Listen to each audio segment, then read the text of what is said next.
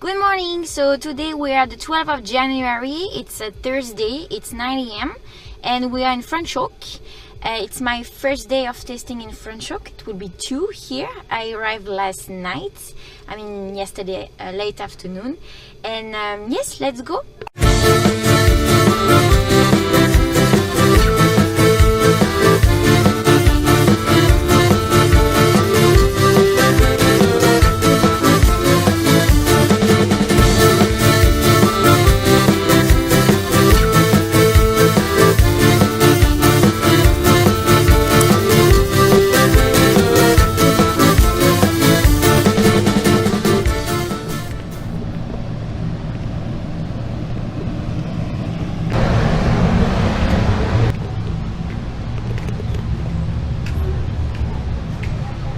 When you get the Sauvignon Blanc, you taste it is more like a tropical fruity.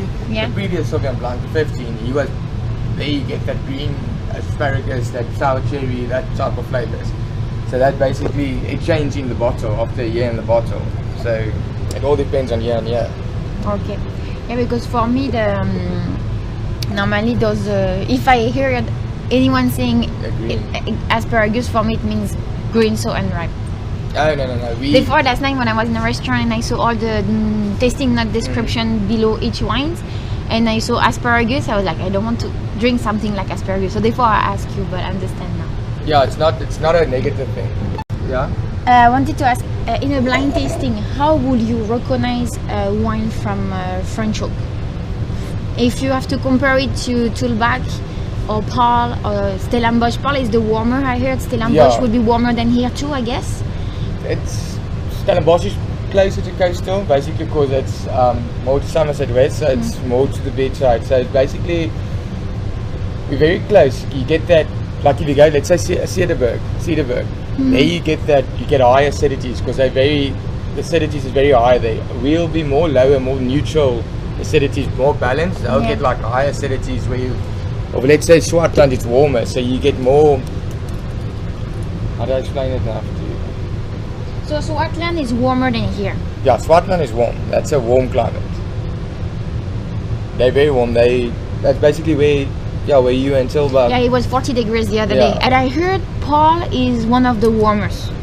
Yeah, Paul and Wellington basically. Paul and Wellington is warmer than Swartland. It's very close to each other, but I'll say Paul and Wellington is very warm. It gets very warm there. Stellenbosch is also basically the same as here. You get more of that tropical fruit flavors there because of the cool climate coming through and the warm climate in the day. So they also have this concentration of acidity. So it's more like South African wines that you focus more on acidity basically, because that's why it depends on where you are basically. Exactly. If you're more closer to the coastal, you get a different concentration levels in your wines, in your grapes. So, but it's difficult to tell when you get a wine from Swartland or here, because basically when some people in Franschhoek, they buy in grapes from Swartland, they buy in grapes from here. So it's difficult to compare some wines because they've got grapes from coming all over basically. So it's not 100% like from Swartland, or you understand what I'm saying? We do a whole bunch.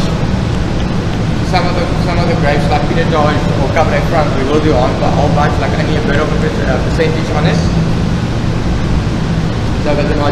Juste terminé la dégustation à Chamonix. C'est juste trop beau. Je suis un peu près de vous là.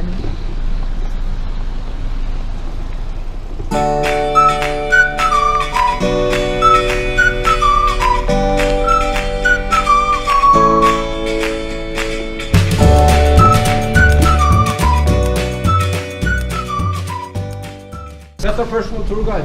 Hello. Hello, Stephanie, nice to meet you. Good. How do you do? Good, thanks. We were right. She is a German. Absolutely.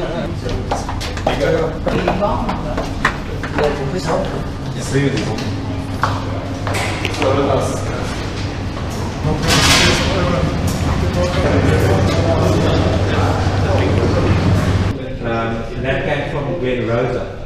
Today Gwen Rosa supplies us with maybe you'll take and say, right, this tank is great, putting barrels of keep it. And then basically what they do.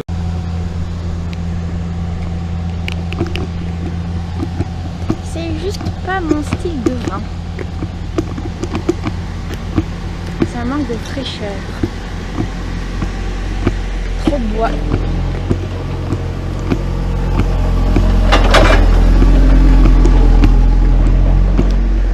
Ces sémillants étaient pas mal, mais ça manquait un peu de longueur et de profondeur.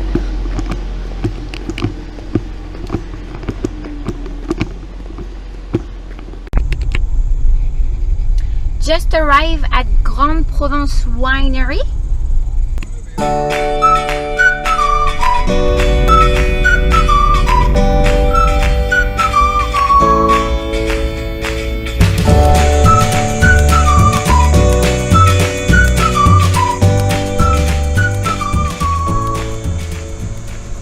Ça va, paniquez pas, je roule pas vite quoi.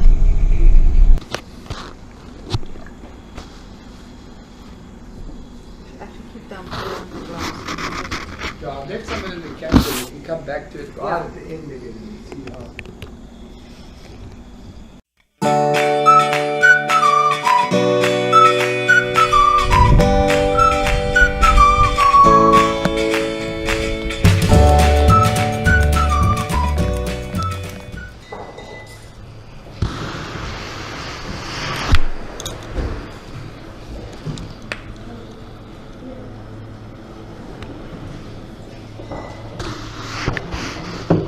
Granite. This is the quartz. Correct. Iron.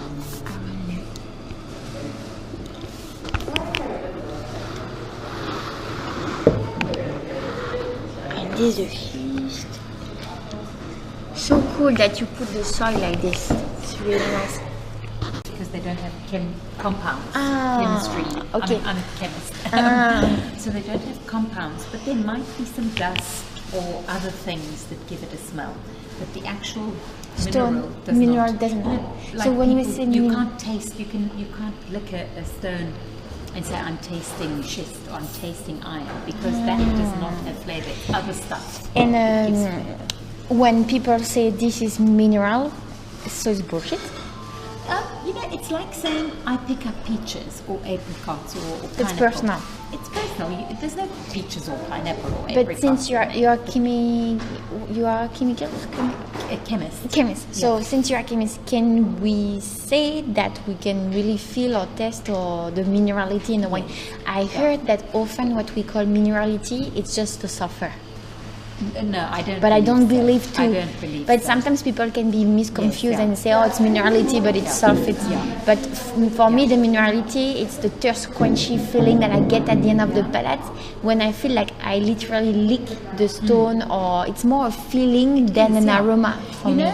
If you've smelled where you do get the smell of a river and hot stones, and then you pour water over drains on the hot stones, and you get a smell. Yeah, that smell.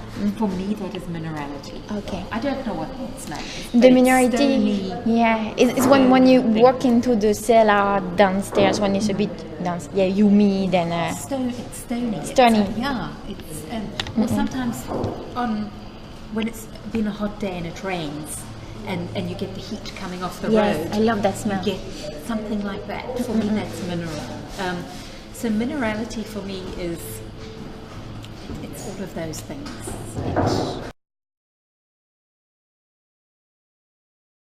Franschhoek.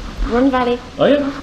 Yeah. Before I try to make you say bad things about Rhone Valley. No. I didn't I manage. like the people in Rhone is much nicer than the people in Bordeaux. In Burgundy, of course. In Burgundy. Of course. Yeah, but the people in Burgundy is not very snobbish. They're just very farm-like, family-oriented. I'm saying that because my boyfriend is from Burgundy, so we Okay. always tease each other. Yeah. And he said, keep your Rhone Valley wine to make Boeuf Bourguignon. Yeah, so what did it say? Like, Syrah is better served in third class.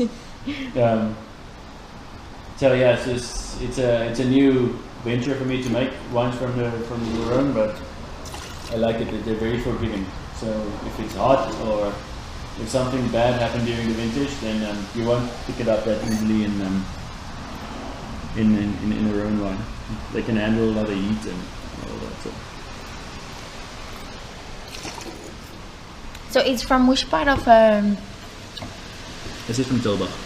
Salva? Telbach. Telbach. There is no ach, but we do the ach.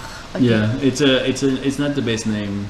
The whole bunch. All benches? 100%.